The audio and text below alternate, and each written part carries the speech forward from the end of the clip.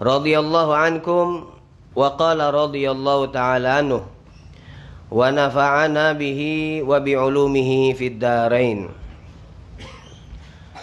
As-sabi'u anhu anin nabiy sallallahu alaihi wa sahbihi wa sallam qala man ghada ilal masjid aw raha a'addallahu lahu fil jannah nuzulan kullama ghada aw rah, muttafaqun alaih. An-nuzul al-qut war rizq wa ma yuhayya lid-dhaif. Ats-tsaminu anhu qala Rasulullah sallallahu alaihi wa alihi wa sahbihi wasallam ya nisa'al muslimat la tahqiranna jaratun li jaratiha walau firsana syatin, muttafaqun alaih. Qala al-Jauhari al-firsan minal ba'iri kal hafiri minad dabbah. Qala wa rubbama ustu'ira fisyah. At-tasi'u anhu anin nabi sallallahu alaihi wa alihi wa sahbihi wasallam qala al-imanu bid'un wa sab'un aw bid'un wa sittun syu'bah fa afdaluha qawlu la ilaha illallah wa adnaha imatatul adha anit tariq wal haya'u syu'batun minal iman, muttafaqun alaih. Al bid' min thalathatin ila tis'atin bikasril ba wa qad tuftah wa syu'bah al qid'ah. Bismillahirrahmanirrahim. Assalamualaikum warahmatullahi wabarakatuh. Alhamdulillahilladzi hadana li hadza wa ma kunna linahtadiya laula an hadanallah. Ashhadu an la ilaha illallah wahdahu la syarikalah wa ashhadu anna sayyidana wa nabiyyana Muhammadan abduhu wa rasuluh wa habibuhu wa safiyuhu wa khaliluh. Allahumma salli wa sallim ala sayyidina wa maulana Muhammadin al-fatihi lima ughliq wal khatimi lima sabaq nasiril haqqi bil haqqi wal hadi ila siratikal mustaqim wa ala alihi wa sahbihi haqqa qadrihi wa miqdarihi al-azim. Rabbi zidna ilma wa wasi' lana fi arzaqina wa barik lana fi ma razaqtana waj'alna mahbubina fi qulubi ibadik wa a'izza'a fi uyunihim waj'alna wujaha'a fid dunya wal akhirati wa minal muqarrabin ya katsiran nawal ya hasanal fi'al ya qa'iman bila zawal wa ya mubdi'an bila misal falakal hamdu walakal minnatu walaka syarafu ala kulli hal wala haula wala quwwata illa billah, amma ba'd. Ma'asyiral habaib wal aba mustami'in, alhamdulillah, bersyukur kepada Allah subhanahu wa ta'ala kembali di malam Senin dikumpulkan kita oleh Allah subhanahu wa ta'ala atas berkat rahmat, atas berkat nikmat, taufik, hidayah, inayah, kesehatan, kesempatan kita duduk bersama di dalam majlis ta'lim Ahlul Kisah yang dirintis oleh As-Sayyidil Marhum Muhammad bin Husain bin Syahab. InsyaAllah beliau selalu mendapatkan curahan rahmat dari Allah subhanahu wa ta'ala, amin. Di sini kita sedikit demi sedikit mempelajari, mengkaji daripada kitab Riyadhus Shalihin yang disusun oleh Al-Imam An-Nawawi. InsyaAllah apa yang kita dapatkan di majlis ini menjadi ilmu yang bermanfaat untuk kita di dunia hingga di akhirat, amin ya rabbal alamin. Melanjutkan dari hadis yang masih termasuk dari bab kathrati turukil khair, banyaknya daripada cara dan jalan kita untuk melakukan kebaikan. Di hadis yang ketujuh yang dicantumkan oleh Al-Imam An-Nawawi di dalam kitab beliau, beliau mengatakan as-sabi'u, hadis yang ketujuh. Anhu, berasal diriwayatkan oleh sahabat Rasulullah sallallahu alaihi wasallam, yaitu Abu Hurairah. Anin Nabi sallallahu alaihi wasallam, beliau Al-Imam Abu Hurairah mendapatkan hadis ini dari An-Nabi sallallahu alaihi wasallam qol, bahwasanya Rasulullah sallallahu alaihi wasallam bersabda, man ghada ilal masjid, man, barang siapa, ghada, yang dia menuju ke masjid. Ghada di dalam bahasa arti aslinya adalah pergi atau keluar dari rumah di waktu pagi. Pergi di waktu pagi, maka bahasa Arabnya ghada. Kalau perginya di waktu sore, maka disebut roha. Jadi ada beda antara pergi di waktu pagi sama pergi di waktu sore. Kalau pergi di waktu pagi maka bahasa Arabnya ghada. Kalau pergi di waktu sore maka bahasa Arabnya adalah roha. Maka beliau di sini menyebutkan man ghada ilal masjid, barang siapa yang dionyo berangkat dari rumahnya menuju ke masjid. Auroha, atau di waktu pagi, auroha, atau berangkat di waktu sore. Nabi di sini dikatakan oleh para ulama hadis, memang beliau menyebutkan pergi ke masjidnya itu di waktu pagi dan di waktu sore. Tetapi yang dimaksud oleh Rasulullah sallallahu alaihi wasallam, sebagaimana yang sudah menjadi kebiasaan di kalangan Arab, bahkan di Indonesia juga sama, seperti ada restoran pagi sore. Apakah dia mukanya pagi sampai sore be? Tidak kan? Sepanjang waktu dia buka. Ada restoran siang malam, pagi belum buka. Tidak. Ada restoran begadang. Dalu-dalu be mukanya. Tidak. Itu cuma istilah. Jadi ketika Nabi menyebutkan man ghada ilal masjid auroha, ini hadis-hadis yang pendek seperti ini bagus kalau antum besok hafal. Kalau yang panjang-panjang taruh gelar Tapi kalau yang pendek-pendek lemak ngapalnya. Man ghada ilal masjidi auroh, barang siapa yang di waktu pagi dan di waktu sore dia menuju dari rumahnya menuju ke masjid. Maksud Nabi Muhammad bukan hanya di waktu pagi, bukan hanya di waktu sore, kapanpun dan di waktu apapun kita dari rumah menuju ke masjid. Tujuannya apa kita ke masjid? Tujuannya, ini penting nyebutkan tujuan. Jangan kita ngomong, "Ai Ustaz, dak usah nak dijelaskan nian. Wong ke masjid itu ya tentulah untuk ibadah, karena sekarang ini termasuk daripada tanda hari kiamat adalah ketika masjid la taqumu sa'ah hatta tuj'al al masajidu turuqa, kata Rasulullah. Kata Nabi Muhammad, tidaklah berdiri terjadi hari kiamat kecuali ketika masjid dijadikan turuqa. Masjid dijadikan turuk. Turuk itu jamak daripada tariq. Tariq, to, ro, ya, qaf. Tariq. Beda sama tariq. Ada tariq, ada tariq. Wassamai wat tariq. Itu toknya yang panjang, bukan roknya. Jadi jangan salah baca. Wassamai wat tariq. Salah. Yang benar wassamai wat tariq. Toknya yang panjang. Apa bedanya tariq sama tariq? Kalau tariq, ya, ada ya. Setelah ro ada ya. Roknya yang panjang, maka maknanya jalan. Maknanya adalah sabil. Maknanya adalah street, jalan. Tapi kalau tariq, toknya yang panjang. Ada wong namanya Ahmad Tariq. Wong namanya Ahmad Tariq. Wongnya wong mano? Ya carilah dewe. Yang penting namanya Ahmad Tariq. Ya dah wong mano Ustaz? Carilah dewe. Mana nak tahu nanya anak galuh. Ahmad Tariq. Nah, Tariq toknya yang panjang. Arti Tariq itu sesuatu yang datang di waktu malam. Sesuatu yang datang di waktu malam. Namanya Tariq. Maka biasanya yang Tariq, ada wong namanya Tariq, lahirnya malam.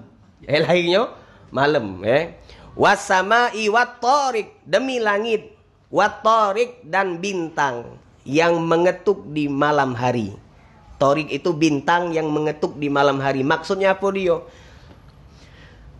Setelah diteliti oleh seorang ilmuwan, ternyata di langit itu di waktu malam ada sikok bintang yang dionyo itu mengeluarkan suara.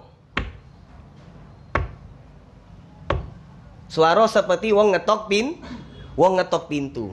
Sumber suara itu dari bintang dan bisa didengar kalau kita di sana naik maki pesawat ulang-alik itu kita bisa dengar itu ada suara seperti itu. Maka setelah dia buka Al-Quran, ternyata benar apa kata Allah Subhanahu wa taala, was-samai wat-tariq, sesuatu yang datang di waktu malam. Toroko yatruku itu artinya mengetuk. Toroktul baba, aku mengetuk pintu. Nah, toroktul bab, aku mengetuk pintu. Jadi at-tariq beda sama tariq, at-tariq beda sama tariq. Man ghada ilal masjid.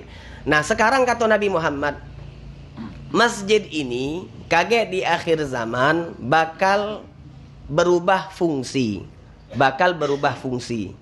Memang fungsi pertama masjid itu didirikan tentulah untuk ibadah. Maka ketika Nabi Muhammad beliau bersabda, man ghada ilal masjid aw rah, barang siapa yang dia berangkat di waktu pagi ataupun petang menuju ke masjid, dijelaskan kalau antum punya kitab syarah hadis, dijelaskan ilal masjid tolaban li ada isolatin fi. Dijelaskan tujuannya ke masjid itu untuk apa? Kenapa dijelaskan? Karena di akhir zaman wong ke masjid itu tujuannya macam-macam. Salah satunya yang disebut oleh Nabi, bahwasanya di akhir zaman masjid itu turuqo, akan dijadikan sebagai torik, sebagai jalan. Maksud jalan tuh mak mano? Kita ke masjid bukan nak sholat, tapi untuk jalan-jalan. Kan banyak sekarang ini, bahkan ada sebagian masjid yang dijadikan untuk foto pre-wedding. Pre itu sebelum wedding tuh pengantin. Artinya fotonya sebelum pengantin. Foto sebelum pengantin boleh tak? Ya tak usah ditanya boleh apa tidak ya. Dia tuh belum pengantin. Dionya belum pengantin. Kalau sudah pengantin boleh berfoto. Itu juga jangan berfoto di tengah-tengah setelah akad nikah. Setelah akad nikah kaget siapa namanya? Tukang catat tuh.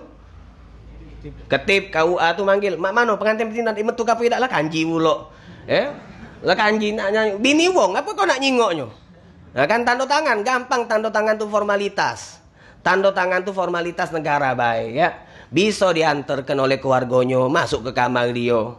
Beda. Kita kalau pengantin mah itu harus tegas, jangan galak bini kita jingok wong. Lolo kalau galak.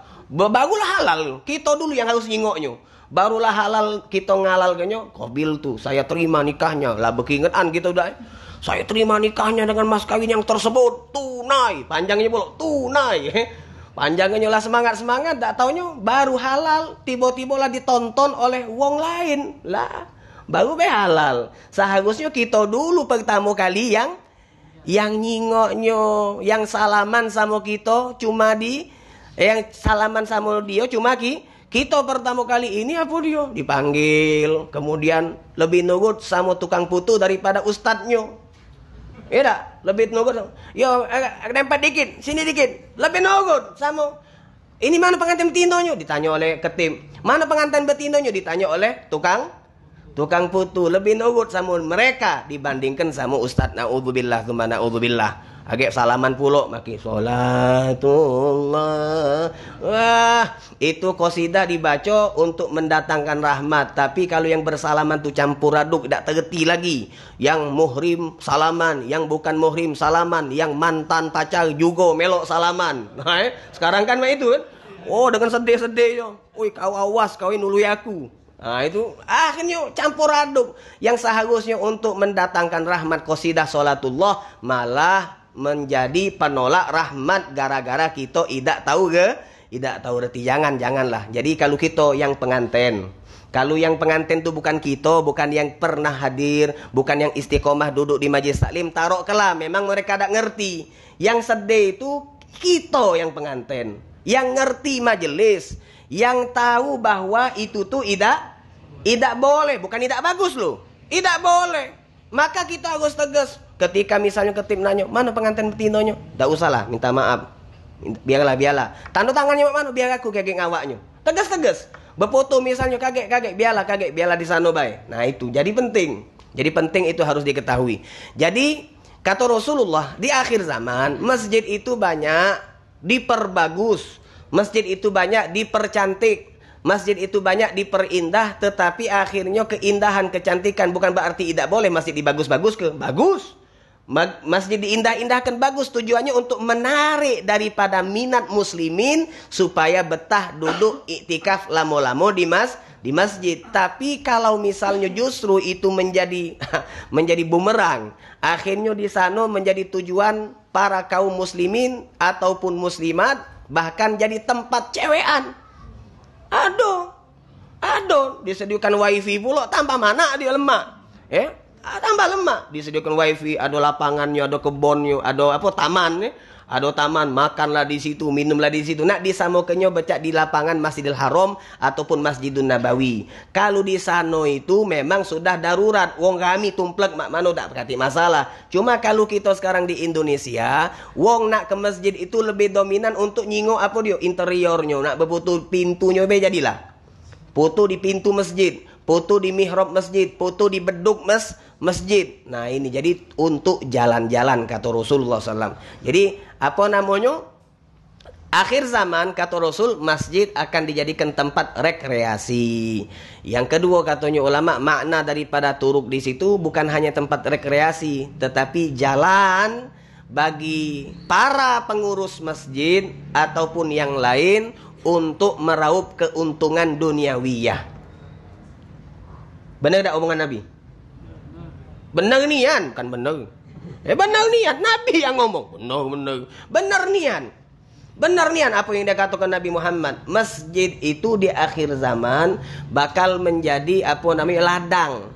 Ladang bagi mereka yang ada di jero masjid ataupun di luar masjid untuk meraup keuntungan. Mak mana keuntungannya ya tersegala. Keuntungannya bersifat zahir atau bersifat batin. Keuntungan zahir, yo ada celengan siluman.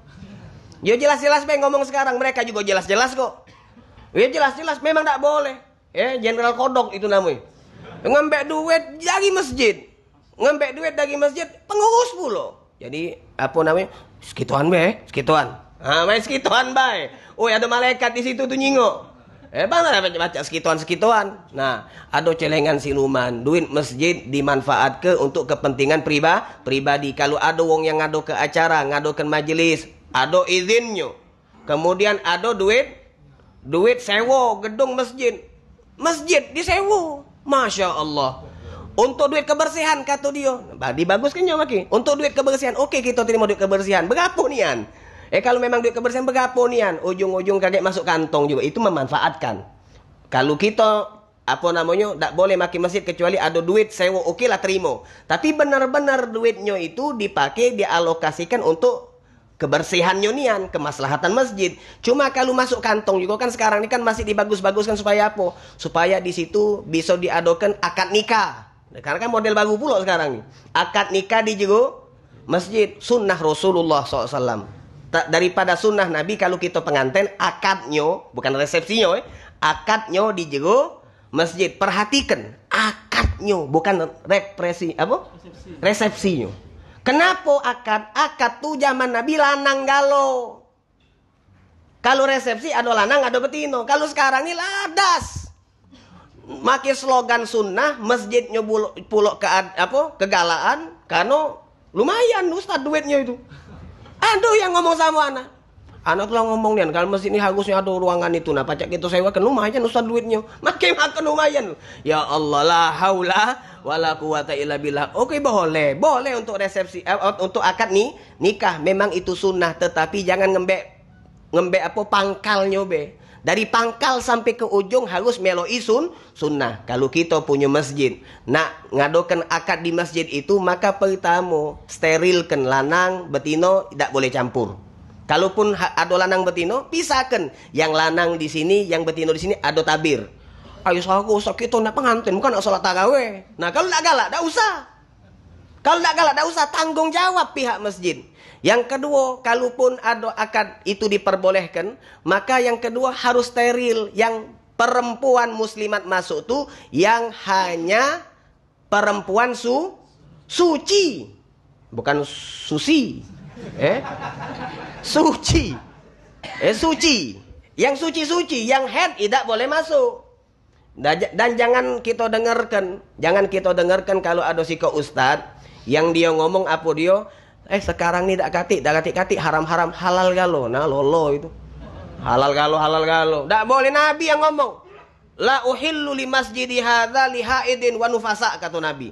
Aku tidak halalkan masjid untuk dimasuki oleh perempuan haid dan nifas. Nabi yang ngomong kok, bukan anak yang ngomong. Nabi. Nabi ngomong, sekarang nih kan Ustadz sudah ada roti Jepang. Sudah ada roti Jepang.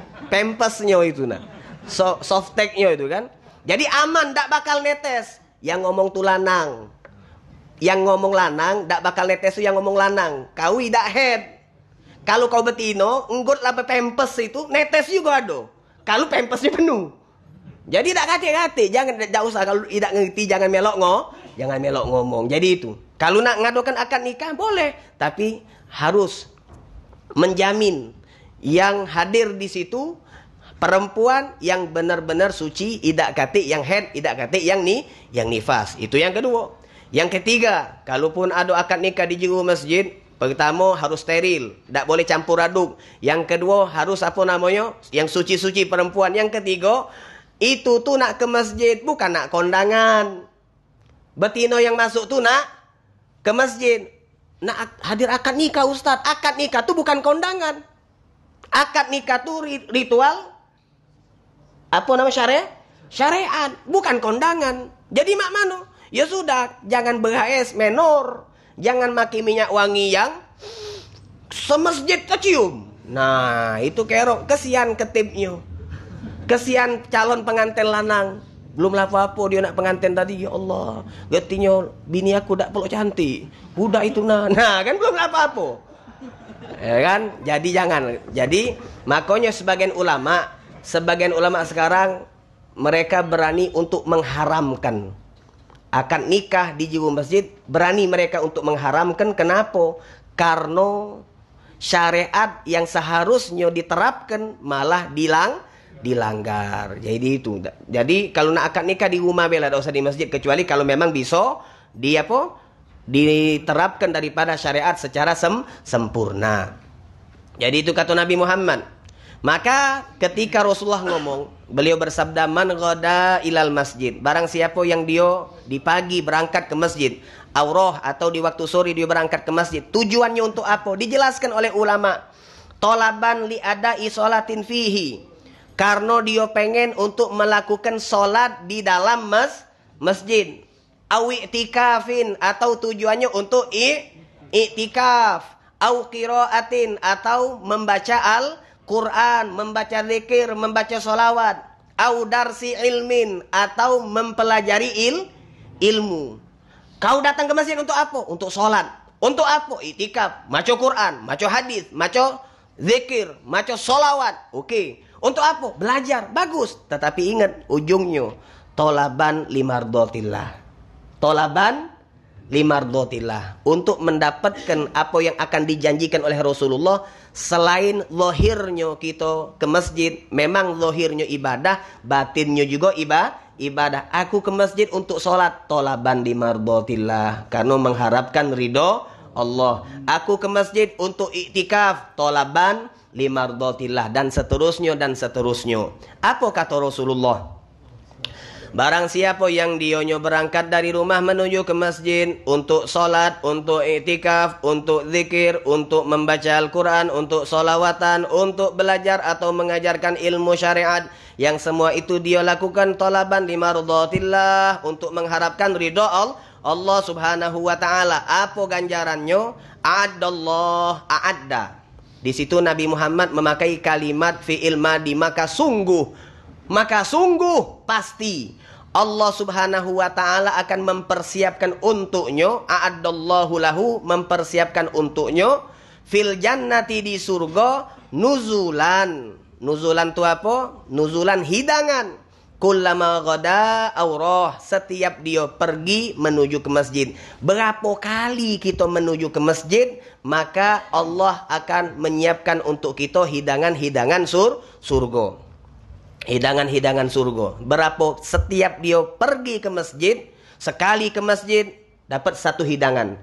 2 kali ke masjid, 2 hidangan. 3 kali ke masjid, 3 hidangan. 4 kali ke masjid, 4 hidangan. Dan seterusnya dan seterusnya. Semakin banyak dia menuju ke masjid, maka semakin banyak hidangan dia di surga Allah Subhanahu wa taala. Kalau hidangannya sudah ada, sudah disiapkan oleh Allah, maka maksudnya dia akan masuk ke dalam surga Allah Subhanahu wa taala. Itu maksud Nabi Muhammad sallallahu alaihi wasallam. Di dalam hadis lain Rasulullah bersabda, apa kata Nabi Muhammad?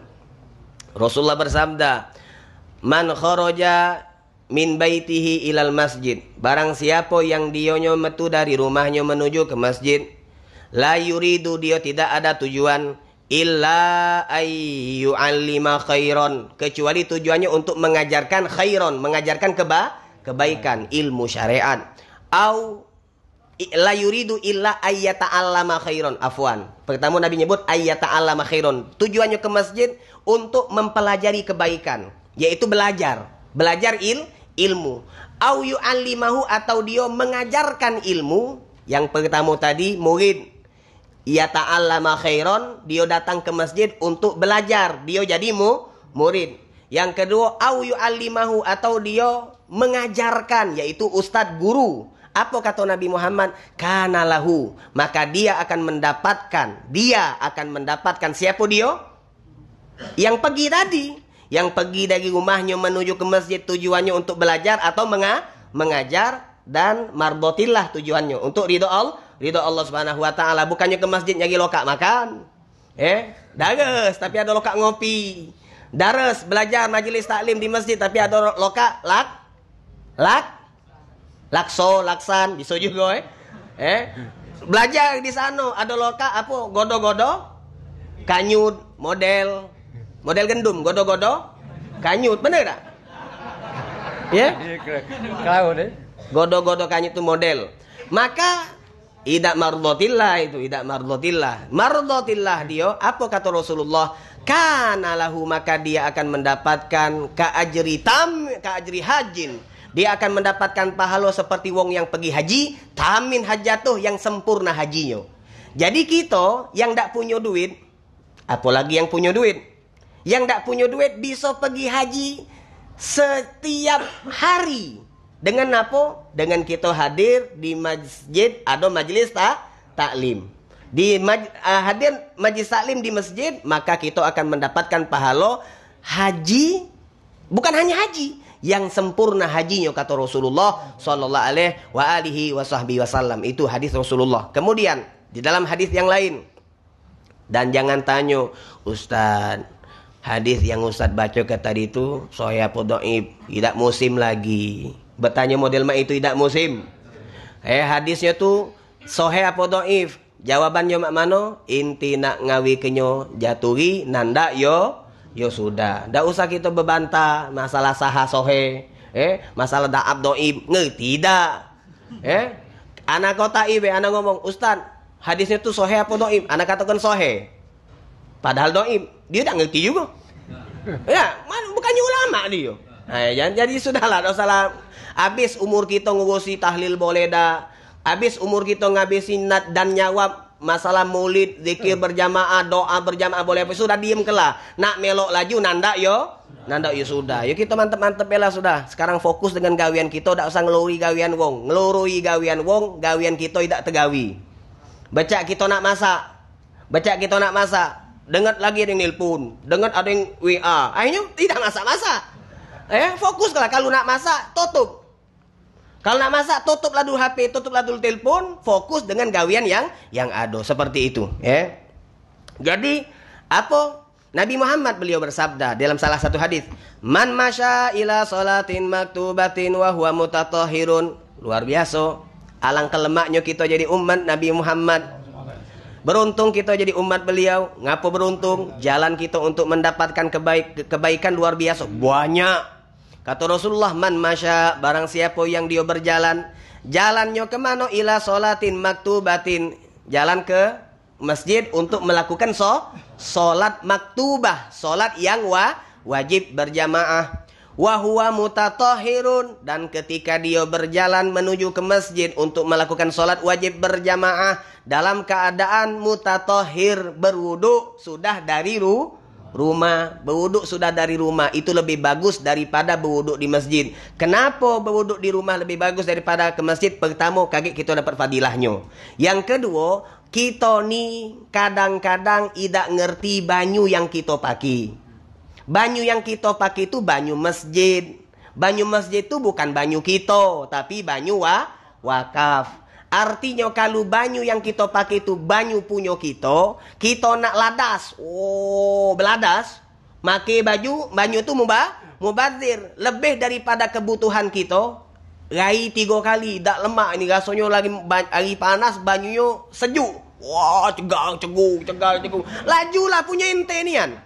Banyu tu banyu ente nian, hukumnya makruh. Tapi kalau masjid, tak boleh. Kalau masjid tak boleh, banyu tu banyu punya masjid. Wakaf, bukan punya kita. Aku nyumbang Ustaz. Nah, bangkelan kau. Bangkelan, berapa nian yang kau sumbang tu? Sesep tidak jadi banyu pami tu. Nah, jadi tak boleh. Jadi banyu masjid, kita pakai harus sesuai dengan kebutuhan. Lebih dari kebutuhan, mubazir.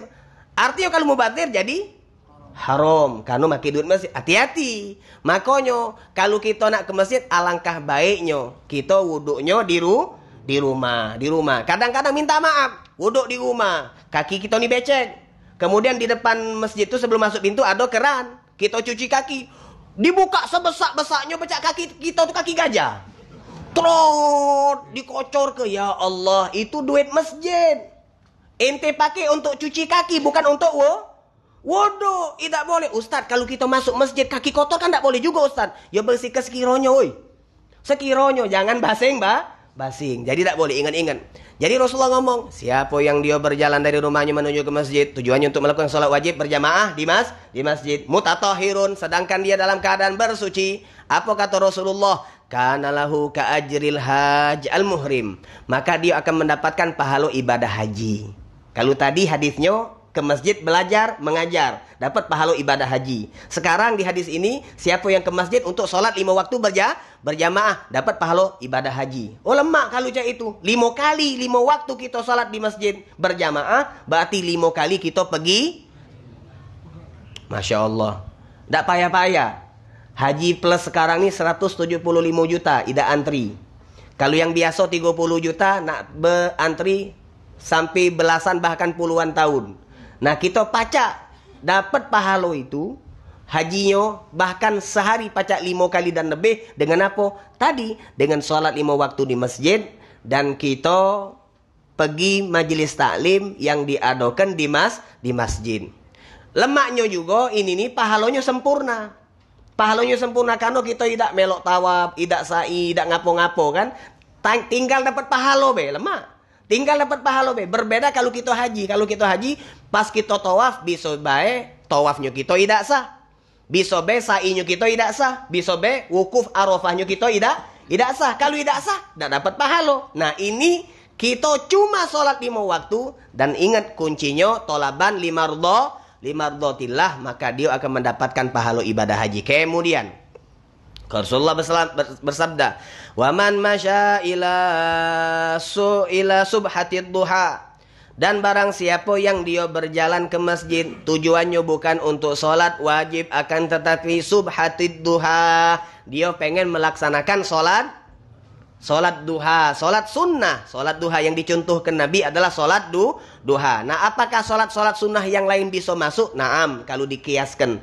Kalau kita sholat ke masjidnya yang nak kita gawikan sengaja metu dari rumah untuk melakukan sholat sunnah yang disebutkan oleh Nabi secara khusus adalah sholat duha, maka kana lahu ka ajril mu'tamir, maka dia akan mendapatkan pahala seperti pahala wong yang pergi umroh. Masya Allah, pacak haji, pacak umroh, lemak nian. Kemudian wasolatun ala ithri sholah, wasolatun ala ithri sholah, sholat yang satu dengan sholat yang lain yang kita lakukan di masjid. Ana sholat wajib sebelum sholat masjid, sholat qobliyah. Ana sholat wajib sebelum sholat wajib, setelahnya ana sholat ba'diyah. Itu namanya sholah ala ithri sholah. Habis sholat ana sholat, sebelumnya ana sholat. Nah, sholat yang dilakukan di masjid, la lagwa bainahuma, yang di antara kedua sholat, antara sholat qobliyah sama sholat fardu, antara sholat fardu dengan sholat ba'diyah, la lagwa. Apa artinya lagwa? Galak kamu dengarnya kalau pas khotib nak naik mimbar. Jangan nami ucin, jawabnya yang lain. Sholat Jumat pas khotib naik mimbar, fakot lago itu artinya lago tu dia telah berbuat sia-sia. Naam, lalai ya. Fakot lago dia telah berbuat lalai, artinya sia-sia, berbuat sia-sia, berbuat yang tidak bermanfaat. Ngapoi? Habis sholat qobliyah bekelakai. Habis sholat qobliyah misalnya yang seharusnya baca subhanallah 10 kali, alhamdulillah, la ilaha illallah, kemudian Allahu akbar, kemudian istighfar 10 kali, lalu dilanjutkan dengan baca ayat kursi. Itu bagus daripada kelakai. Mak mano kabar dunia? Gas naik 35.000, mak mano lah. Oi gampang lah do cagonyo. Cak mano ada gas yang bukan 5 kilo tapi beratnya cuma 5 gram. Ini gas kecil model mak ini. Berapa regonya? Hati yang jual sama baik. Alhasil, masya Allah. Apa namanya? Bekelakar, maka itu tidak dapat pahala ini. Kalau kita pengen dapat pahala ini, sholat setelah sholat. Sholat qobliyah, habis sholat wajib. Habis sholat wajib kita sholat ba'diyah. Di antara kedua sholat tersebut dak kati lalai, omongannya omongan bermanfaat. Apa yang bermanfaat? Zikir, ngaji Quran, sholawat, dan seterusnya yang bermanfaat. Maka apa kata Nabi Muhammad? Kitabun fi illiyin. Maka orang tersebut akan tercatat namanya di illiyin, di catatan malaikat illiyin yang paling tinggi kedudukannya. Artinya namanya dikenal oleh malaikat. Maka termasuk adab. Kalau antum baca managib Al-Imamul Haddad yang khusus anani kanu Al-Haddad, agak apa namanya? Ta'asub dikit, agak bahasa nepotisme dikit. Al-Haddad anak hobi macam managib beliau. Managib Al-Imam Haddad kata muridnya beliau itu paling marah. Beliau itu paling marah kalau sudah azan kemudian beliau sholat qobliyah menunggu daripada iqomah ada wong yang ngajak beliau kelakar meskipun kelakarnya kelakar ilmu. Meskipun kelakarnya kelakar ilmu, beliau marah. Kaget. Ini bukan saatnya kita kelakar, saatnya kita mempersiapkan hati, memfokuskan kita pikiran biar kita nak masuk dalam sholat fardu dengan khusyuk dan hudur. Ini nak cerita, Ustaz, mak mana lah kiat-kiat sholat wajib biar khusyuk. Nah, tapi sebelumnya kita dak qobliyah. Kalau nak khusyuk qobliyah dulu. Kemudian kalau setelah qobliyah jangan kelakar. Karena apa? Yang kita kelakari bakal tengiang-ngiang. Bakal terpikirkan ketika kita sholat wajib. Tadi kelakar masalah pempek kulit. Pas sholat ingat. Oh ya, hujan ini lemaknya pempek kulit. Yo kita beli habis sholat. Beli habis sholat. Kata yang ini berkelakar nih kan. Sholat Allahu Akbar. Beli di mana lah Nah, belum apa-apa. Gara-gara kelakar. Jadi jangan. Ini kita harus hidupkan dong. Harus hidupkan. Kalau kita istiqomah di masjid, ayo. Kita harus belajar tentang adab-adab di jero masjid. Minta maaf. Kadang-kadang tiap hari kita ke masjid, malah kita lupa bahwa yang kita masuk itu adalah masjid. Kadang-kadang wong yang istiqomah tiap hari di masjid, dia lalai dengan adab-adab di masjid. Berselonjogan.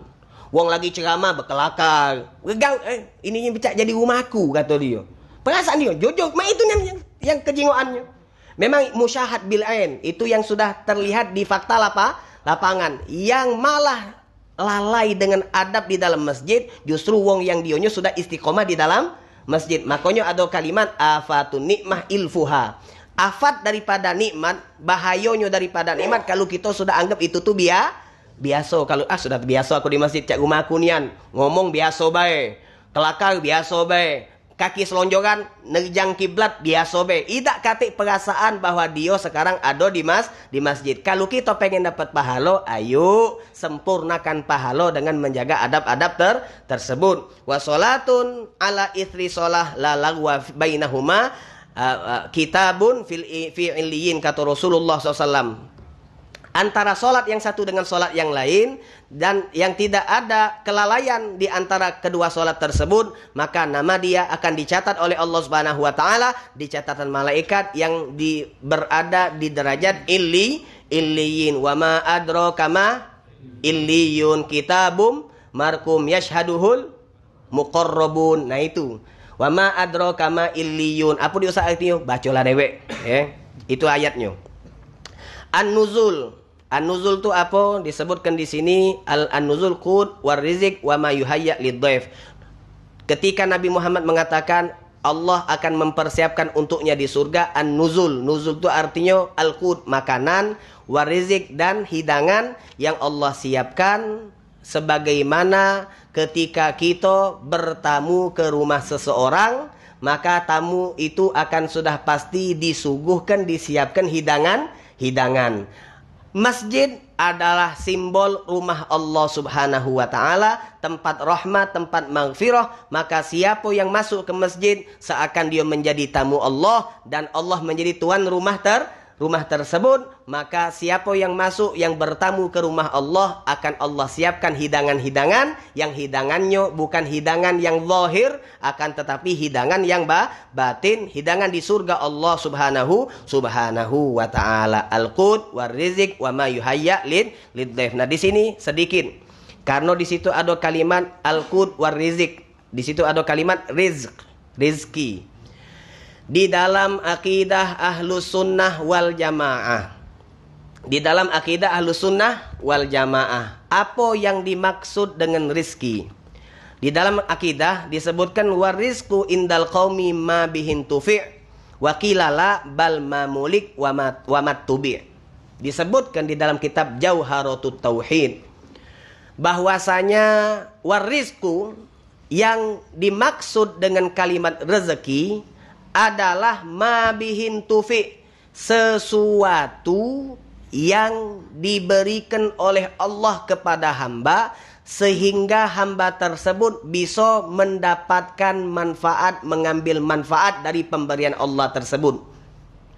Apa yang kita manfaatkan, yang kita pakai, yang kita nikmati, baik kita makan, baik kita minum, ataupun kita pakai, kita kendarai, kita tinggal, itulah yang disebut rezeki. Jadi rezeki itu bukan kepemilikan, tetapi rezeki itu adalah apa yang kita dapatkan manfaatnya. Itu tuh bukan punya kita. Rezeki itu bukan punya kita, tapi punya Allah Subhanahu wa taala. Allah berikan kepada kita sehingga ketika Allah berikan, kita bisa menikmati daripada manfaatnya. Jadi, jikalau kita punya duit misal 10 juta, maka apakah itu rezeki kita? Jawabannya tidak. Itu bukan rezeki kita. Meskipun kita megangnya, meskipun ada di tabungan kita atau kita taruh di bawah bantal 10 juta tadi, bukan punya kita, bukan rezeki kita. Sampai kapan bisa disebut rezeki? Sampai benar-benar dari 10 juta itu yang kita bisa ambil manfaatnya. Apa manfaatnya? Dari 10 juta jadi kita makan. Dari 10 juta jadi kita minum. Dari 10 juta jadi baju yang kita pakai. 10 juta jadi bensin, minyak untuk kendaraan kita. Itu benar-benar rezeki kita. Yang belum dimanfaatkan, maka itu bukan rezeki kita, bukan milik, bukan punya kita. Ini menurut akidah Ahlus Sunnah wal Jamaah. Tetapi menurut Mu'tazilah nih faham yang sesat, yang salah. Faham di luar Ahlus Sunnah wal Jamaah, yang namanya rezeki itu kepemilikan. Jadi kalau ada yang merasa rezeki itu Ustaz punya aku nian, berarti dia fahamnya bukan faham Ahlus Sunnah. Kalau Ahlus Sunnah, rezeki adalah yang bisa diambil manfaatnya. Kalau baru punya, baru di tangan, belum dimanfaatkan, bukan rezeki. Menurut Mu'tazilah, apa yang kita dapatkan itu punya kita. Apa yang kita dapatkan itu punya kita. Nah ini tidak diikuti oleh Ahlussunnah. Kenapa? Ketika kita mengatakan seperti itu, maka seakan-akan kita ngakoi kepunyaan Allah. Mak mano ente nak punya, sedangkan ente be punya Allah. Ya tak? Mak mano ente nak punya, sedangkan ente bae punya Allah Subhanahu wa taala. Jadi ibarat kata minta maaf. Ini gambaran bae. Kita ngingon bebek. Ketika kita ngingon bebek, kita nginjuk makanan ke bebek itu. Nah, makanan yang kita nginjuk ke bebek itu punya bebek atau punya kita? Nah, kamu itu beda mengerti. Punya bebek punya kita. Punya kita. Kita njuk. Lo kenapa bukan punya bebek, Ustaz? Karena bebek tak pajak punya. Karena bebek itu bebek punya. Mak mana bebek tu nak punya? Bebek itu dewek punya kita. Kita yang ingon bukan punya kita. Jadi apa yang kita tunjukkan makanan ketika dimakan oleh bebek, maka itu rezekinya bebek. Itu rezekinya bebek. Artinya bukan rezeki dia punya, bukan, tetapi dia makannya. Jadi seperti itulah kita ni ibarat bebek itu nah. Minta maaf Kita tuh ibarat bebek. Ketika kita dinjuk makan oleh Allah Subhanahu wa taala, maka makanan itu tuh manfaatnya memang itu pemberian rezeki namanya, tetapi bukan punya kita. Loh, kok bukan punya kita? Kan kita yang nyaginya. Iya, kau nyaginya, tapi hakikatnya Allah galo. Jadi rezeki itu miliknya Allah Subhanahu wa taala. Makanya dengan ini ada kalimat di dalam hadis Rasulullah sallallahu alaihi wasallam, lan tamut nafsun hatta tastakmil rizqoha. Kata Rasulullah, tidaklah akan meninggal seseorang kecuali melainkan rezekinya memang sudah benar-benar habis. Kecuali rezekinya sudah memang benar-benar habis. Maksud rezekinya sudah benar-benar habis, artinya yang diizinkan oleh Allah untuk dia bisa ambil manfaat dari apa yang Allah berikan kepada dia memang sudah benar-benar habis. Makanya ketika mayit meninggal, ada duit, ada harta, rumah, tanah, dan seterusnya. Jadi harta waris. Walaupun dia ngomong aku nandak ngenjuk waris. Walaupun selama dia meninggal, maka otomatis itu yang dia punya, yang katanya dia punya, otomatis berubah ke kepemilikan, langsung diserahkan kepada ahli waris. Berarti yang dia warisan yang dia tinggalkan tersebut ternyata bukan rezekinya dia. Kalau memang rezekinya dia, pasti dak kate waris. Yang dia makan, yang dia pakai, yang dia nikmati itu memang punya dia nian, rezekinya dia nian. Tetapi kalau yang ditinggalkannya, maka itu bukti yang dia tinggalkan punya rezekinya ahli waris, bukan yang memberikan waris. Itulah kata Rasulullah, tidak akan meninggal seseorang kecuali dia sudah selesai menikmati apa yang diberikan oleh Allah Subhanahu wa taala. Maka di dalam masalah rezeki ini kita jangan takut. Punya kita dak bakal dimbe wong. Punya wong dak bakal dimbe kita. Maksudnya mana Ustaz? Kalau cek itu kan ada maling pacak ngambil punya kita. Bukan rezeki kita ni memang hakikatnya. Yang punya kita tu maksudnya rezeki kita tidak bakal dimbe oleh wong. Maksudnya yang bakal kita makan tidak bakal meleset dimakan oleh wong. Ustaz, kami tadi makan tu lucu dan Ustaz, senampan berbodan. Senampan anak nak ngambil pisang didului wong. Berarti itu bukan rezeki kita. Nah itu simpelnya itu kan. Nah jadi yang masuk ke perut kita, yang kita ambil manfaatnya, itu baru rezeki. Kalau memang kita tak bisa mengambil manfaatnya, maka itu memang rezeki wong. Kita punya duit, tiba-tiba kita sumbangkan ke masjid, kita sumbangkan ke pondok, kita sumbangkan berikan kepada fakir miskin, baik sedekah ataupun zakat. Jangan kira kitanya itu memberikan rezeki kepada dia. Lah, memang itu rezeki mereka. Ya, kalau kita sadar ini, maka pas kita ngenjuk, kita tidak sombong. Timo, minta teruskan ya. Dah, gawe. Itu wong yang tidak ngerti hakikat. Hakikatnya kita ngenjuk kepada fakir miskin, duit yang kita tunjukkan, memang kita ini dijadikan wasilah oleh Allah untuk menjadi perantara nyampenya rezeki punya dia lewat kita. Jadi buat apa nak sombong? Karena duit itu miliknya Allah Subhanahu wa taala. Buat apa kita nak takut? Karena rezeki yang sudah dicatatkan oleh Allah tidak bakal bisa dinikmati oleh orang lain. Tidak bakal meninggal seseorang kecuali rezekinya sudah dia ambil seluruhnya baru dia meninggal. Maka jangan kita gundah, jangan kita gugup mak mano dengan masa depan kita. Aku sekarang nih Ustaz bingung, kaget ke depan nih begawi mak mano dan seterusnya. Gampang. Kehidupan ini baca kita, kalau anak sering ibaratkan masalah rezeki ini baca tiang. Baca tiang yang kokoh, yang tidak mengot, yang tidak bakal rubuh. Maka jikalau ada wong yang merenungkan tiang itu, dia mikir tegak di depan tiang, mikir dia ngelamun. Ditanya oleh wong, kau ngapo nyuruh tiang terus? Aku mikirlah kalau tiang ni rubuh mak mano. Napa nak rubuh? Tiang tu lurus, kokoh, kuat, tidak bakal rubuh. Tidak usah dipikirkan. Mak itu juga rezeki. Rezeki itu sudah kokoh, tidak bakal diganggu-gugat. Tidak bakal meleset.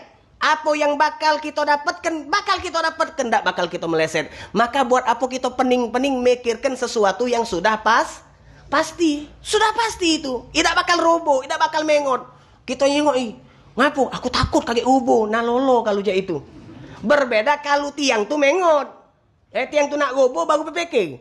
Kita konsultasi sama yang ahli konstruksi bangunan, mak mana supaya ini nih biar kita baca ngeluruskannya lagi baru benar. Tapi kalau urusan rezeki itu sudah mantap. Kehidupan itu ibarat kita masuk, ini ibarat istilah dari Ustaz Abdul Rahman Habsyi. Anda demen istilah ini. Kita ibarat masuk ke gua. Masuknya di waktu malam, gelap dak katik penerangan. Tapi mau dak mau kita wajib untuk masuk ke gua. Kan kehidupan kita kaca itu. Mau dak mau kita harus menjalani kehidupan. Yang masa depan tuh gelap gulita, kita dak tahu mak mano. Kita dak tahu urusan ke depan ini kita dapat kenapa, wallahu a'lam. Tapi mau dak mau kita harus menjalaninya. Lalu mak mano jalani masuk ke gua. Kenapa? Karena becak lampu gelap. Lampu mati, ketika lampu mati pertama mata kita gugup. Kita shock, terkejut, nyingok gelap, akhirnya gelap kalau. Cuma ketika kita bisa kontrol, kita bisa tenang dari kegelapan, kita bisa menyatu dengan kegelapan, lama-lama kita baca nyingok sesuatu yang awalnya tidak bisa kita. Kan ya itu kan kalau lampu mati kan.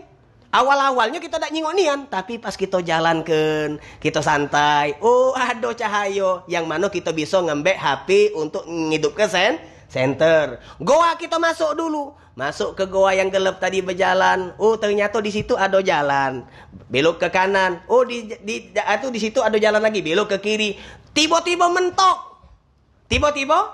mentok, dak katik jalan, tenang, ada Allah Subhanahu wa ta'ala. Jadi tak usah kita galau dengan kehidupan, karena kegalauan tentang kehidupan itu adalah salah satu daripada tipu daya syaitan.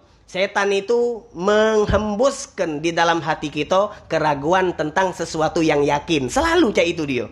Masalah rezeki itu yakin. Kita dibuatnya ragu. Ragu tentang rezeki sama baik kita ragu dengan sang pemberi rezeki, yaitu Allah Subhanahu wa ta'ala. InsyaAllah rezeki kita dilapangkan oleh Allah Subhanahu wa ta'ala, diberkahi oleh Allah, diberikan rezeki yang halal, yang barokah, dan insyaallah kita minta kepada Allah seluruh hajat kita, kebutuhan kita dikabul, diterima, diijabah oleh Allah Subhanahu wa taala, dan kita berharap insyaallah seluruh kita dikumpulkan di surga bersama baginda Nabi besar Nabi Muhammad sallallahu alaihi wasallam. Amin ya rabbal alamin. Wassalamualaikum warahmatullahi wabarakatuh.